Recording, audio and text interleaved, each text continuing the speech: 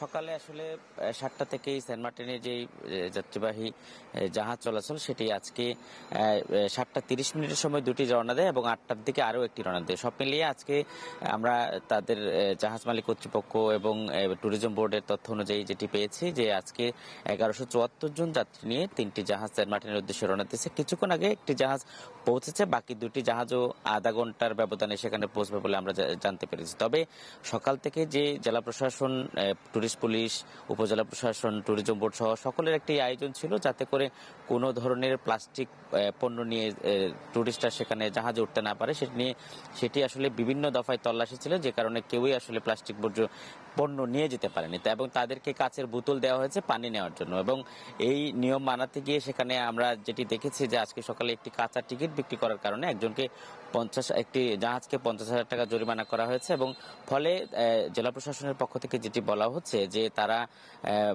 সেখানকার কোনো বিষয় নিয়ে যে বিধিনিষেধগুলো ১২টি বিধিনিষেধ দেওয়া হয়েছে, বারবিকিউ করা নিষিদ্ধ সহ সব ধরনের বিষয় তারা মানানোর জন্য সেন্ট মার্টিনেও তারা আইনশৃঙ্খলা বাহিনীর সদস্য রেখেছে এবং সেখানেও তারা কাজ করে যাচ্ছে। ফলে টুরিস্টরা যেটি বলছেন যে তারা যেহেতু প্রথম দিন সে কারণে কিছুটা বিভ্রান্তিতে তারা পড়েছিলেন, তবে আস্তে আস্তে স্বাভাবিক হয়ে যাবে এবং তারাও চায় যে পরিবেশ অক্ষুণ্ণ রেখে সেখানে তারা যাতে নিয়মিত যাতায়াত করতে পারে। তবে যেই মাত্র ডিসেম্বর এবং জানুয়ারি ২ মাস যে সেখানে যাতায়াতের ব্যবস্থা করা হয়েছে, এটি যাতে আগামী বছর থেকে অক্টোবর থেকে চালু করা হয় যাতে করে একটা দীর্ঘ সময় পর্যন্ত তারা সেখানে এই দ্বীপের সৌন্দর্যগুলো উপভোগ করতে পারে। এবং জাহাজ মালিক কর্তৃপক্ষ বলছে যে আজকে প্রথম দিন হিসেবে ২০০০ যাওয়ার কথা ছিল সেখানে। ধন্যবাদ আপনাকে। দর্শক, কক্সবাজার থেকে যুক্ত হয়েছিলেন সহকর্মী আজিম নেহাত।